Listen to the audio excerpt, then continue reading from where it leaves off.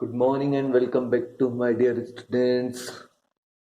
This is Rajesh Thakur, and you all know that our first chapter is going on. और first chapter में हमारे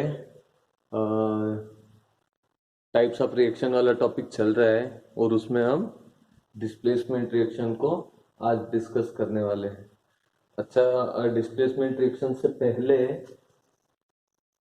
हमने combination reaction और decomposition reaction को detailed में discuss किया है। And the next topic is displacement reaction. Displacement reaction में क्या होता है कि कोई भी जो मेटल आयन होता है, क्या होता है मेटल, उसका जो एक एटम है वो किसी सॉल्ट में से दूसरे मेटल को डिस्प्लेस कर देता है। ठीक है। होता क्या है कि कोई भी सॉल्ट जो होता है उसमें एक मेटल और एक नॉन मेटल होता है। ठीक है, मतलब एक एसिडिक नेचर का मेटल नॉन मेटल होता है और बेसिक नेचर का मेटल होता है। उसे हम सॉल्ट कहते हैं। ठीक है, तो सॉल्ट जो होता है, सॉल्ट में अगर कोई मेटल है और उसकी रिएक्शन उससे ज़्यादा रिएक्टिव किसी मेटल से करवा दी जाए, उस सॉल्ट की रिएक्शन किसी ज़्यादा रिएक्टिव मेटल से करवा दी जाए, तो जो लेस रिएक्टिव मेटल होता है वो उस सॉल्ट में से डिस्प्लेस हो जाता है और जो मोर रिएक्टिव मेटल होता है वो उस सॉल्ट में चला जाता है। इसका एक बहुत अच्छा सा एग्जाम्पल है। अब ये हमारे स्टूडेंट्स को कंफ्यूजन हो रहा है, सर मेटल मेटल के क्या क्या किए जा रहे हैं। तो पीरियोडिक टेबल को हमने लास्ट ईयर देखा है। ठीक है, उसमें हमने 20 मेटल्स पढ़े हैं। उन 20 मेटल्स में मोस्ट ऑफ द मेटल्स जैसे कि जो फर्स्ट और सेकेंड ग्रुप के जो मेटल्स हैं, सॉरी जो एलिमेंट्स है वो क्या होते हैं, मेटल्स होते हैं। उसमें सोडियम भी आता है, मैग्नीशियम भी आता है, ठीक है, पोटेशियम भी आता है। ये सारे जो हैं, एल्यूमिनियम भी है, जिंक भी है, ये सारे मेटल्स होते हैं। ठीक है। अब यहाँ पे क्या हो रहा है, सिंपल सा, ज़्यादा टाइम वेस्ट ना करते हुए मैं आपको बताता हूँ कि हमने लास्ट ईयर एक डिस्प्लेसमेंट रिएक्शन का प्रैक्टिकल किया होगा, एक्सपेरिमेंट किया होगा। उसमें हमने क्या किया था कि एक कॉपर सल्फेट ब्लू कलर का सॉल्ट लिया था। कॉपर सल्फेट ब्लू कलर का सॉल्ट लिया था और उसको वाटर में डिसोल्व किया था। हमने एक बीकर लिया था। ठीक है, इस बीकर में हमने 100 ml के अप्रोक्स कुछ वाटर लिया था। फिर इस वाटर में हमने धीरे धीरे ब्लू कलर का कॉपर सल्फेट डिसोल्व किया था। ब्लू, ठीक है, कॉपर सल्फेट ये उस कॉपर सल्फेट का फॉर्मूला है। ठीक है, तो इस बीकर में हमने कॉपर सल्फेट डिसोल्व किया था। तो इस बीकर में जो वाटर है, इसमें कॉपर सल्फेट धीरे धीरे डिसोल्व हो गया था और डिसोल्व होने के बाद में इस बीकर का कलर कैसा हो गया था, ब्लू कलर का। ये पूरा जो सॉल्यूशन है, सॉल्यूट क्या है, कॉपर सल्फेट, सॉल्वेंट क्या है, वाटर, दोनों ने मिलकर क्या बनाया, होमोजेनियस मिक्सचर सॉल्यूशन, जो कि किस कलर का था, ब्लू कलर का था। ठीक है, ब्लू कलर के सॉल्यूशन में हमने क्या किया था, या तो हमने ब्लू कलर की आयरन नेल डाली थी, यानी कि लोहे की कील, सॉरी ब्लू कलर की नहीं, आयरन की, आयरन नेल डाली थी, मतलब लोहे की कील, या फिर हमने लोहे का चूरा डाला होगा, या फिर लोहे का और कोई टुकड़ा डाला होगा। क्या करा था, आयरन का कोई भी पार्ट हमने इसके अंदर डाला था। ठीक है, आयरन दैट मीन्स लोहा। ठीक है, Fe, और ये क्या है, कॉपर सल्फेट। फिर हमने क्या किया था, इस बीकर को किसी ऐसे आइसोलेटेड प्लेस पे जहाँ कोई इसी को इसे डिस्टर्ब ना करे, ऐसे प्लेस पे इस बीकर को उठा के 3-4 घंटे के लिए, एक पूरे दिन के लिए और एक पूरी रात के लिए रख दिया था। ठीक है, अब इस आयरन ने क्या किया था, ये लोहे की कील को जैसे ही हमने इस पानी में डाला था, उसके बाद इसमें रिएक्शन होना स्टार्ट हो गई और रिएक्शन बहुत टाइम तक चलती रही। ठीक है, तो यहाँ पर जितना इस वाटर के अंदर ये वाला कॉपर सल्फेट अवेलेबल था, इस कॉपर सल्फेट में क्या हुआ, इस कॉपर सल्फेट का, ये कॉपर जो है, कॉपर एक मेटल है, तांबा, ठीक है, और आयरन भी क्या एक मेटल है, ठीक है, लोहा। ठीक है, तो यहां पर ये आयरन जो ये इस कॉपर से ज्यादा रिएक्टिव होता है ना। अब आप देखेंगे कि तांबे के बर्तन और लोहे के बर्तन दोनों में से जंग पहले किसको लगती है? ऑब्वियसली आपको पता है कि लोहे में जंग पहले लगती है, ठीक है। तांबे में इतनी जल्दी जंग नहीं लगती। तो ज्यादा रिएक्टिव कौन होता है? एयर और वाटर से जल्दी रिएक्शन कौन करता है? आयरन। तो मोर रिएक्टिव कौन है? आयरन, ठीक है। तो यहाँ पर आयरन जो है वो लेस रिएक्टिव कॉपर से, कॉपर को यहाँ से इस सॉल्ट में से हटा देता है। ये सॉल्ट कहाँ पे? इस वाटर में घुला हुआ है, ठीक है। ये ब्लू कलर का है, इसके अंदर कॉपर है, और ये कॉपर जो है लोहे से लेस रिएक्टिव, इसमें हमने लोहे की कील डाल दी। तो उस कील में से आयरन निकल निकल के, उस कील में से आयरन निकल निकल के कहाँ जाता है? सॉल्यूशन में। इस सॉल्यूशन में जाके आयरन इस कॉपर को डिस्प्लेस कर देता है, यहाँ से हटा देता है, ठीक है। तो यहाँ से हटाने के बाद क्या होता है? ये कॉपर यहाँ से हट जाता है और कील कील के ऊपर जा जाके डिपोजिट होने लगता है, जमने लगता है, ठीक है। मान लो ये कील है, इसको हम पानी में डाल दिया, तो यहाँ से आयरन निकलेगा और सॉल्यूशन में जाएगा और कॉपर इस कील के ऊपर जाके जम जाएगा, जैसे जंग जाके जम जाती है, बहुत सारा ढेर हो जाएगा इसके ऊपर, ऐसे ऐसे। आया समझ में? तो आयरन जो क्या कर रहा है? मोर रिएक्टिव है, ये कॉपर लेस रिएक्टिव कॉपर को डिस्प्लेस कर रहा है। क्या कर रहा है? अपनी जगह से हटा रहा है। इसको अगर रिएक्शन के फॉर्म में लिखूं तो बहुत आसानी से आपको समझ में आएगा। ये जो कॉपर सल्फेट है मैंने यहाँ पे लिख दिया CuSO4, है ना।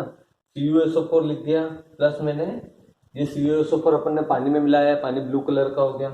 साथ में ये Cu क्या है? कॉपर है, ये सल्फर है और ये ऑक्सीजन है, तीनों मिलके क्या बनाते हैं? Copper sulphate, okay, blue colour का। अब ये CuSO4 पानी में मिला दिया। यहाँ पर हम क्या कर रहे हैं? ये आयरन जो है इसकी लोहे की कील डाल दी, मतलब ये आयरन यहाँ पे आ गया। ये इसको थोड़ा नीचे लिख देता हूँ।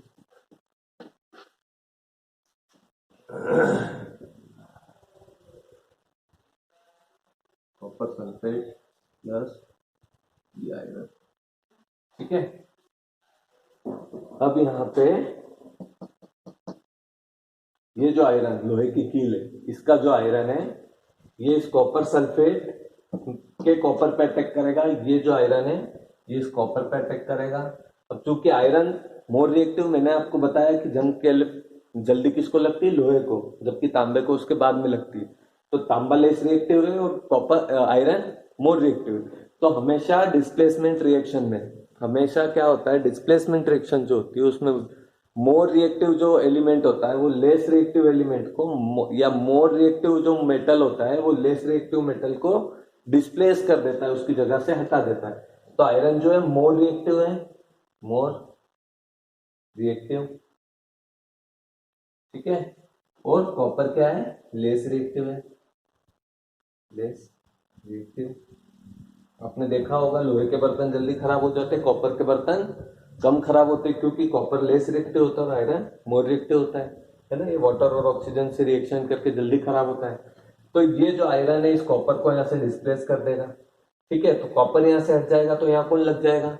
इसको इधर लिखते हैं अपन, एरो से, arrow pointed towards the product, okay. These are the two reactant in the reaction, okay, and this arrow pointing towards the product, ठीक है।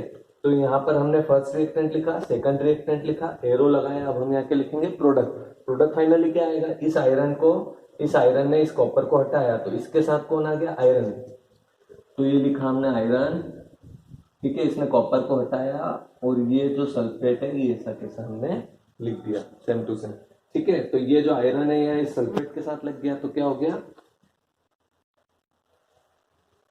FeSO4, आयरन सल्फेट बन गया और बच के गया कॉपर, कॉपर, ठीक है। ये कॉपर को अलग कर दिया, इसको डिस्प्लेस कर दिया, तो कॉपर जो मेटल है वो पूरा प्योर मेटल सेपरेट हो गया। Are you getting my point? तो यहाँ पे इस रिएक्शन में देखो, डिस्प्लेसमेंट रिएक्शन में कुछ नहीं होता है, सिर्फ आपको एक चीज याद रखना है कि मोर रिएक्टिव एलिमेंट, मोर रिएक्टिव मेटल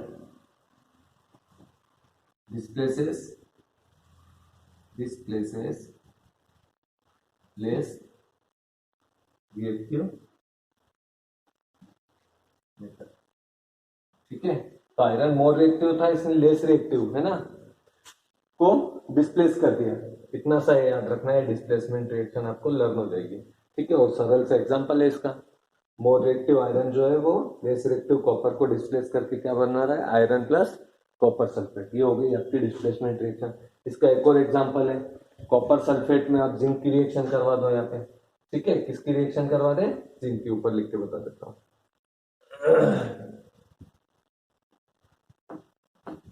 तो मैं फिर से एक बार आपको डेफिनेशन बता देता हूं कि डिस्प्लेसमेंट रिएक्शन क्या होती है। Those reaction where more reactive metal displaces less reactive metal, salt of less reactive metal is called displacement reaction. ठीक है, तो यहाँ पर मान लीजिए कि हमने लिया है जिंक, ठीक है, plus iron sulphate, sorry copper sulphate, है ना, ये कॉपर सल्फेट, ये एरो बना दिया।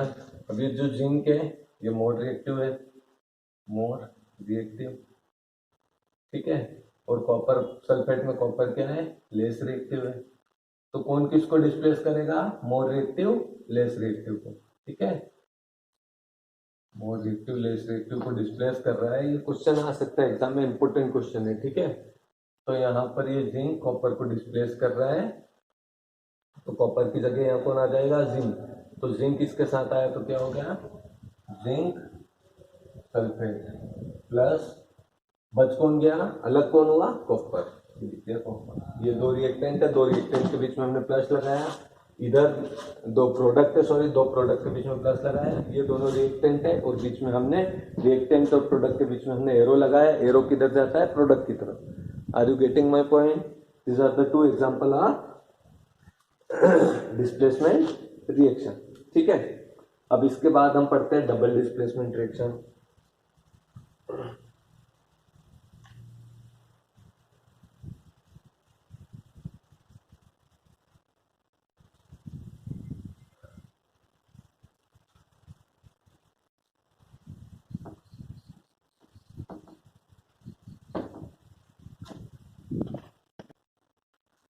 ठीक है, तो अब हम पढ़ेंगे डबल डिस्प्लेसमेंट रिएक्शन।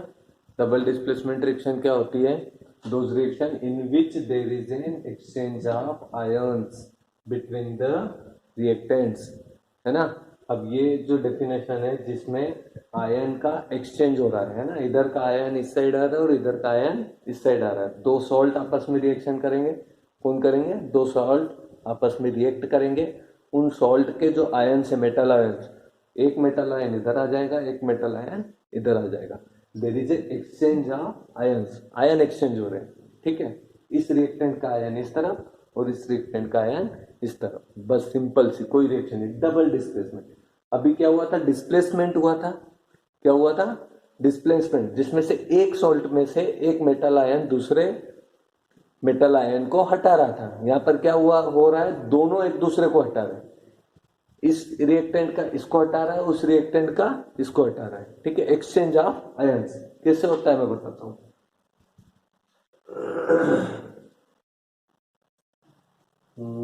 इसमें होता है सोडियम सल्फेट बेरियम क्लोराइड से रिएक्शन करता है, बेरियम क्लोराइड से। ठीक है, ये क्या है, सोडियम सल्फेट, ये एक सॉल्ट है, बेरियम क्लोराइड ये भी एक सॉल्ट है, दोनों सॉल्ट है, दोनों मेटल के सॉल्ट है, ये सोडियम सॉल्ट है, बेरियम सॉल्ट है। ठीक है, ये सोडियम सल्फेट है, ये बेरियम क्लोराइड है। When this both are reactant react to each other, they exchange their ions, okay, they exchange their ion to each other and make different products.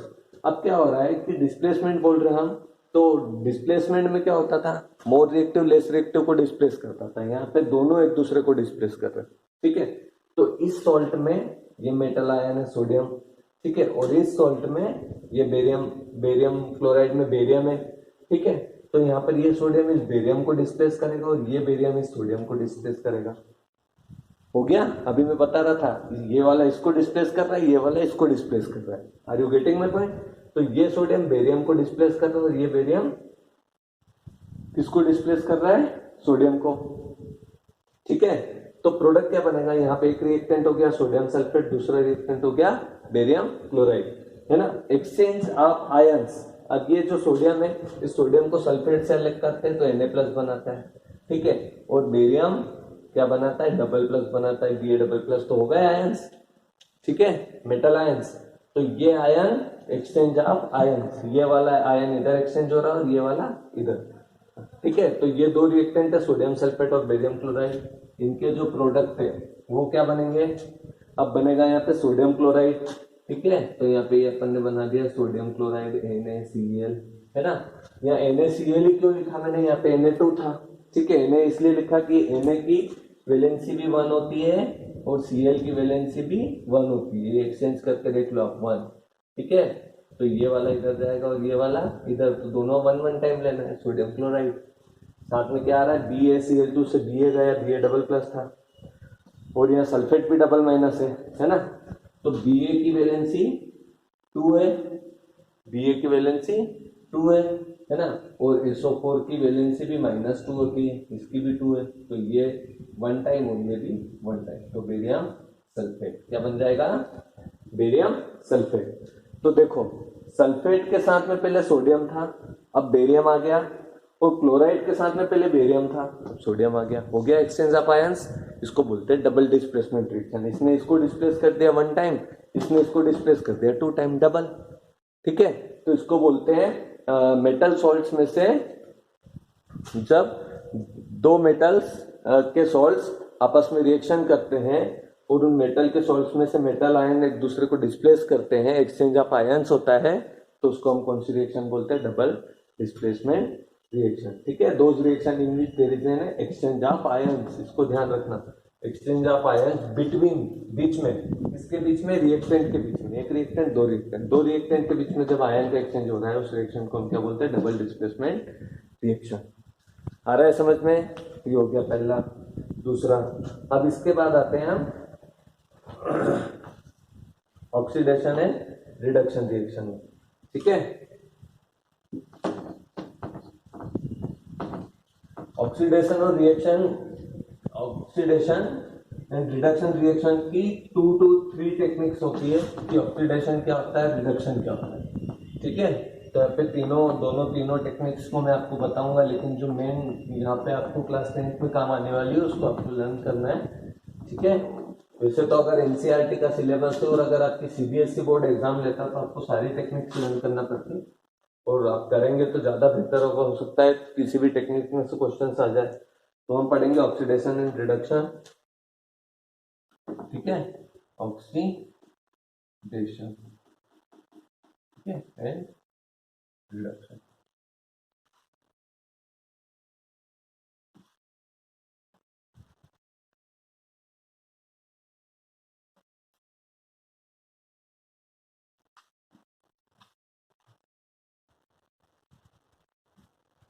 अब oxidation आपकी book में देखेंगे आप, तो एक बर्नर चल रहा है, बर्नर के ऊपर एक मेश रखा हुआ है, ठीक है, वायर मेश रखा हुआ है, उसके ऊपर एक बाउल है, बाउल में कॉपर रखा हुआ है, उसको जलाएंगे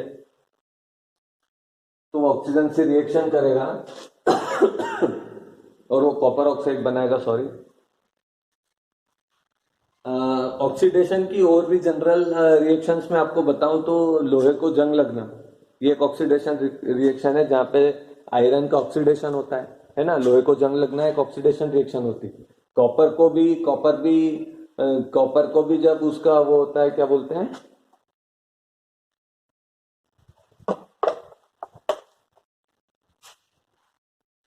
कोरोजन, कोरोजन होता है तो ब्लू ग्रीन कलर का हो जाता है कॉपर। और हमारा खाना अगर 2-3 दिन घर पे पड़ा रहता है, क्या होता है, घर पे खाना अगर खुले में पड़ा है गर्मी में तो वो भी क्या होता है, खराब हो जाता है, बासी हो जाता है, हम बोलते हैं, है ना। तो जो फूड का रेंसिड होना होता है, फूड का रेंसिड, रेंसिड मतलब बासी होना, रेंसिड मतलब खाने का बासी होना, ठीक है। और आयरन का मतलब लोहे को जंग लगना, रस्ट, है ना। यहाँ तक कि कॉपर को कोरोजन होना, है ना, कोरोजन,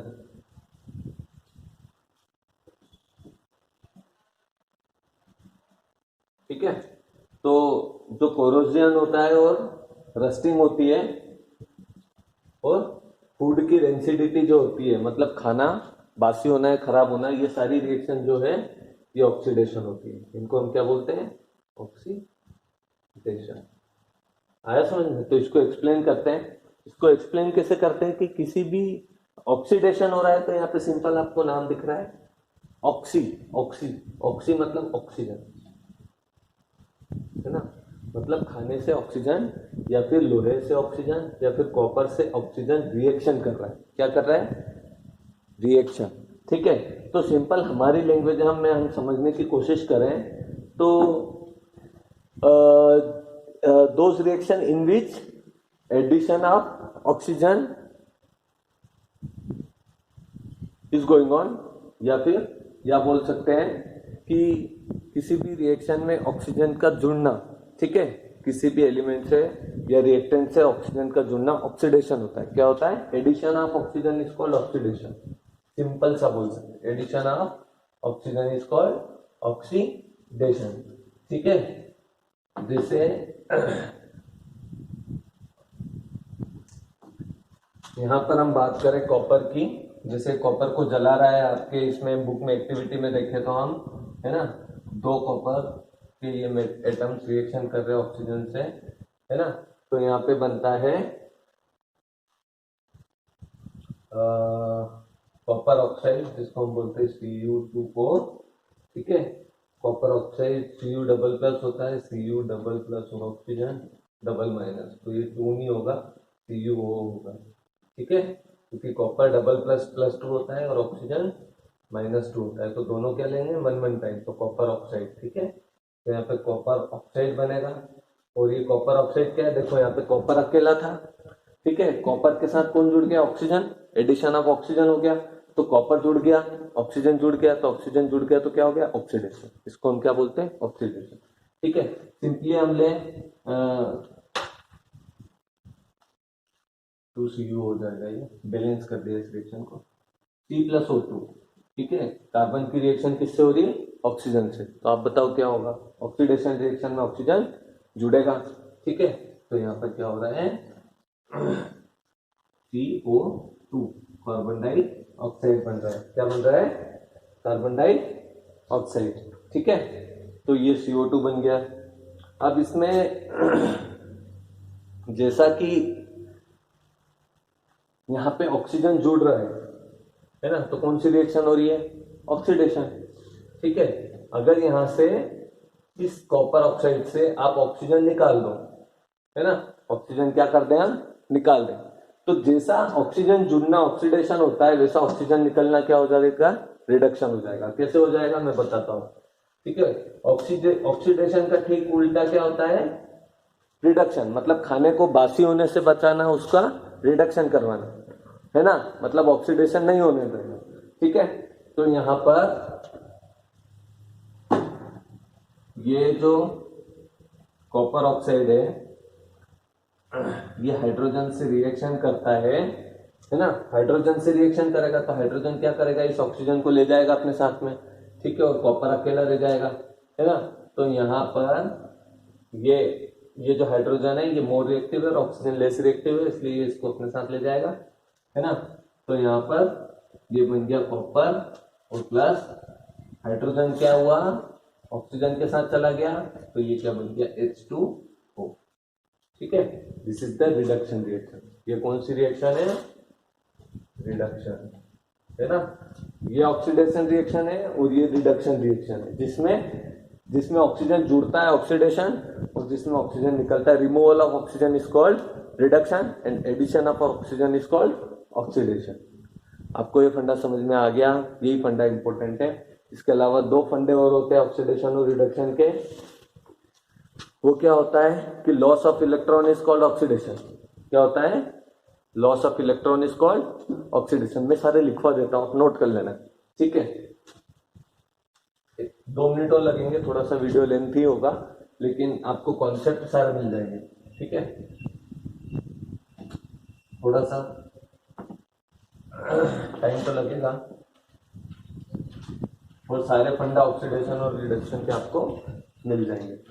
ठीक है, तो ऑक्सीडेशन और रिडक्शन के सारे फंडे मैं आपको राइट डाउन कर देता हूँ, आप राइट डाउन कर लेना, नोट कर लेना। पहला है addition of oxygen, addition of oxygen. Oxygen को मैं शॉर्ट में लिख देता हूँ, थोड़ा आसान हो जाएगा। Addition of oxygen is called oxidation. ठीक है, ये पहला फंडा हो गया। इसकी रिएक्शन तो हमने देख ली अभी। इसके बाद आ गया रिमूवल ऑफ ऑक्सीजन। ठीक है, अब मैं इसको इसी के पास इसलिए लिख रहा हूं ताकि आपको इसका ठीक उल्टा करने में आसान हो और समझने में। एडिशन की जगह क्या ले लेंगे, रिमूवल। अब रिमूवल ऐड कर रहे हैं तो ऑक्सीडेशन हो रहा है, इसका ठीक उल्टा रिमूव करेंगे तो removal of oxygen is called reduction. ठीक है, ओके, ये एक कॉन्सेप्ट। ठीक है, दूसरा कॉन्सेप्ट यहां पर loss of electron, loss of electron. जहां पे अगर कोई एलिमेंट या कोई सब्सटेंस इलेक्ट्रॉन को लॉस कर रहा है तो वो ऑक्सीडेशन होता है। ये फंडास है क्वेश्चंस को सॉल्व करने के लिए। दूसरा है ठीक इसका उल्टा, लॉस ऑफ इलेक्ट्रॉन हो रहा है, इसकी जगह कुछ मत करो, गेन ऑफ इलेक्ट्रॉन कर दो, gain of electron is called reduction. ठीक है, ये दो फंडे हो गए। Addition of oxygen, oxidation, removal of oxygen is reduction, loss of electron is called oxidation and gain of electron is reduction. Third and last फंडा है, इसमें होता है तो जाएगा, ठीक है, एडिशन ऑफ हाइड्रोजन। क्या होगा, addition of hydrogen is called reduction, addition of hydrogen is called reduction. Hydrogen का जुड़ना क्या होता है, रिडक्शन होता है। मोस्ट इंपोर्टेंट टर्म है, सबसे ज्यादा याद रखने के लिए। ठीक है, और एडिशन ऑफ हाइड्रोजन अगर रिडक्शन है तो लॉस ऑफ हाइड्रोजन क्या होगा, लॉस ऑफ हाइड्रोजन क्या होगा, loss of hydrogen is called क्या होगा, oxidation. Did you got all the fundas, है ना? तीन फंडास है। फर्स्ट है addition of oxygen is called oxidation, second है removal of oxygen is called reduction. ठीक है, सेकंड फंडा है loss of electron is called oxidation, gain of electron is called reduction. ठीक है, थर्ड फंडा है अगर हाइड्रोजन जुड़ रहा है तो रिडक्शन है, अगर हाइड्रोजन निकल रहा है तो ऑक्सीडेशन। ठीक है, बिना कंफ्यूज हुए तीनों फंडास को आप लर्न करोगे। ठीक है, ये हो गई आपकी ऑक्सीडेशन एंड रिडक्शन रिएक्शन। ठीक है, अब ऑक्सीडेशन और रिडक्शन रिएक्शन में मुझे आपको एक और चीज एक्सप्लेन करना है कि ऐसी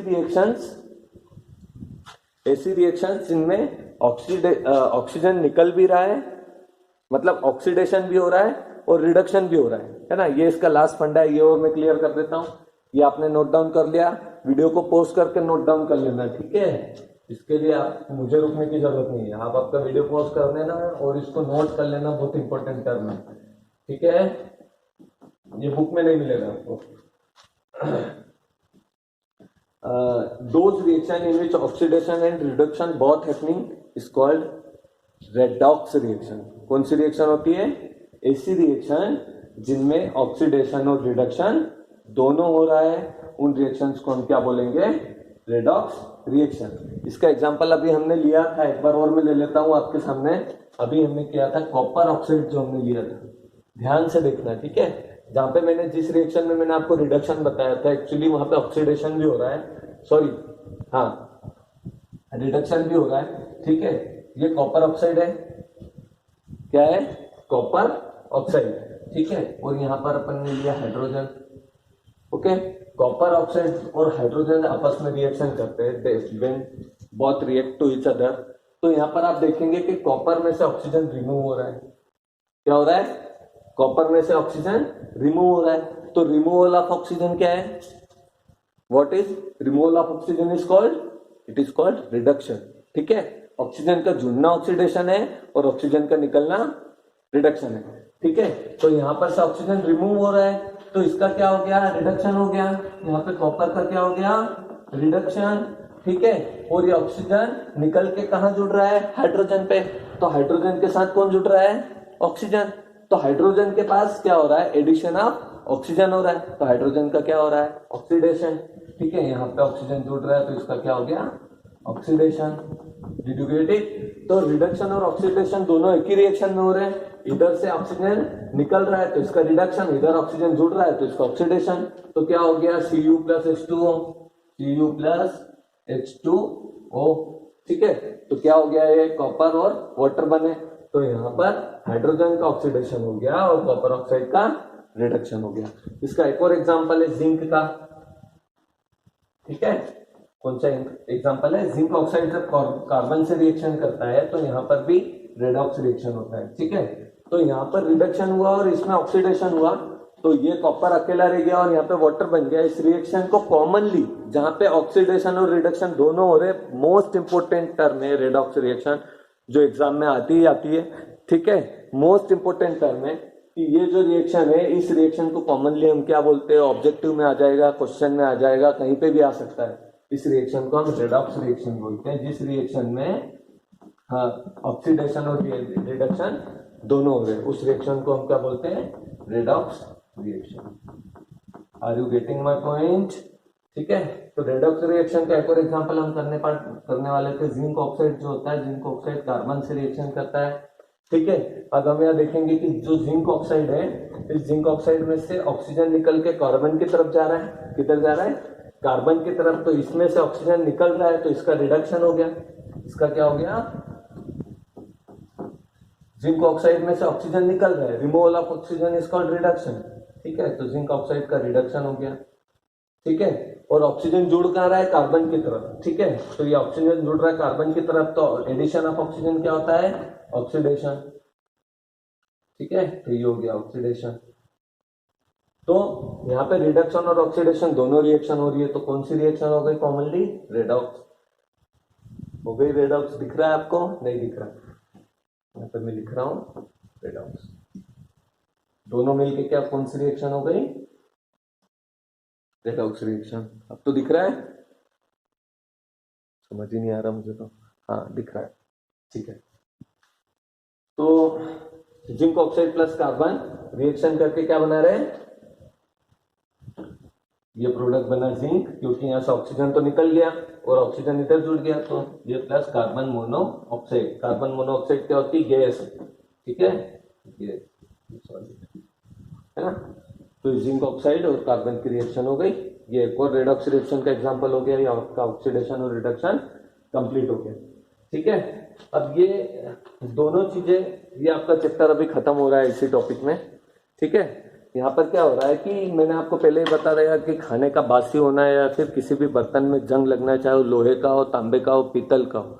ठीक है, लोहे, तांबे, पीतल मतलब ब्रास या फिर कॉपर, है ना, ब्रॉन्ज, इनमें जो रेंसिडिटी आती है ना, इनका जो कोरोजन होता है, सॉरी, इनका जो ऑक्सीडेशन होता है उसी के कारण इनमें कोरोजन आता है। तो जो लोहे में जंग लगना हो या फिर कॉपर या एल्यूमिनियम के बर्तन में कोरोजन होना हो, वो भी एक तरीके का जंग लगना ही है। उसको हम क्या बोलते हैं?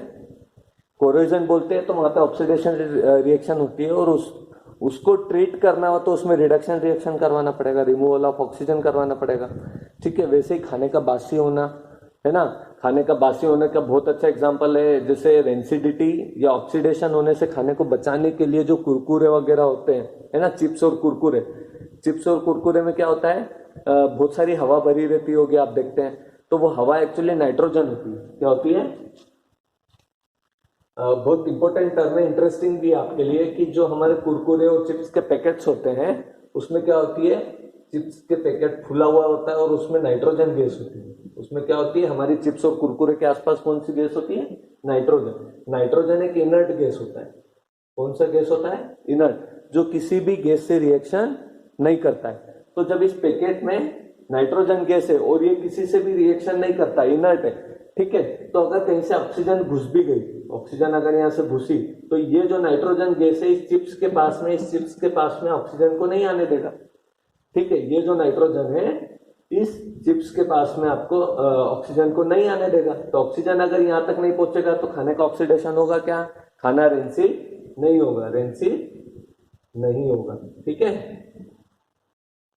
तो ऐसे ऑक्सीडेशन ने इससे बचाया। ऐसे ही जितने भी मेटल्स होते हैं उनको कोरोजन से कैसे बचाते हैं? हम उस पर कलर पोत देते हैं, उस पर ग्रीस लगा देते हैं, जिससे हमारे लोहे पे जंग नहीं लगता है। तो ऑक्सीडेशन या कोरोजन से बचाने के ये कुछ तरीके हैं। ठीक है, जो सिल्वर की पायल होती है उस पर भी कोरोजन होता है, काली काली पड़ जाती है ना। चांदी की पाइजेब जो वगैरह होती है। ठीक है, और ये खाने को ऐसे बचाते हैं। हमारी मम्मी भी अचार में बहुत सारा सरसों का तेल वगैरह डालती है। वो तेल क्यों डालती है? तो वो सरसों, वो जो अचार है वो साल भर तक खराब क्यों नहीं होता? क्योंकि वो जो सरसों का तेल और बहुत सारी दूसरी जो चीजें होती हैं वो क्या करती है, उस अचार को ऑक्सीडाइज होने से बचाती है। ऑक्सीडाइज होने से प्रिजर्व, उसी को प्रिजर्वेशन बोलते हैं ना। किसी भी चीज को ऑक्सीडेशन होने से बचाना जिससे कि वो खराब ना हो। ऑक्सीडेशन होना मतलब कि खाने, खासकर खाने का तो वो खराब होना होता है। ठीक है, तो यहाँ पर क्या होता है कि किसी भी चीज को ऑक्सीडेशन से बचाते हैं हम तो वो लंबे समय तक चलती है। आया समझ में? तो ये सारी चीजें कि किसी भी मेटल को या किसी भी फ्रूट प्रोडक्ट को अगर आप ऑक्सीडेशन से बचा लेते हैं तो लंबे समय तक चलती रहती है ना। मेटल में आप कलर पोत दो, ग्रीस लगा दो, ऑयल पेंट कर दो, किसी भी और भी बहुत सारे इलेक्ट्रोप्लेटिंग वगैरह जो है वो आगे के चैप्टर में आने वाले हैं, है ना। वो आपको डिटेल में एक्सप्लेन करेंगे। अब ये एक्चुअली वीडियो का लेंथ ज्यादा हो गया है इसलिए मैं आपको डिटेल में नहीं समझा रहा हूँ। ठीक है, गैल्वेनाइजेशन भी होता है किसी भी मेटल को कोरोजन से बचाने के। गैल्वेनाइजेशन और इलेक्ट्रोप्लेटिंग आगे के चैप्टर में, मेटल नॉन मेटल में डिटेल में आपको एक्सप्लेन करेंगे। ठीक है, तो ये नाइट्रोजन किसी भी चिप्स और इसके पैकेट में क्यों होता है ये आपको समझ में आया। ये ऑक्सीजन को घुसने नहीं देता, ऑक्सीजन चिप्स और इनके पास जाता नहीं है, और चिप्स और कुरकुरे का ऑक्सीडेशन नहीं होता है तो वो बहुत दिनों तक खराब नहीं होते। ठीक है, ये आपका चैप्टर आज chemical reaction and their equation is finishes today. In the next video we will take our next chapter, whatever it will be. मैं देख लूंगा एग्जाम के हिसाब से पहले कौन सा इम्पोर्टेंट है। और नेक्स्ट मंथ में के लास्ट वीक में सितंबर में आपकी क्वार्टरली एग्जाम भी है, तो आप उसके लिए भी प्रिपेयर करते रहें। उसका सिलेबस आपको प्रोवाइड कर दिया जाएगा कि कहाँ तक हम सितंबर के लास्ट में आपकी एग्जाम लेंगे। अगर गवर्नमेंट चाहेगी तो हम ऑफलाइन लेंगे या फिर ऑनलाइन लेंगे। अगर स्कूल चालू नहीं हुआ तो आपकी ऑनलाइन एग्जाम होगी सितंबर के लास्ट वीक में, तो आप तैयार रहें। ठीक है, थैंक यू।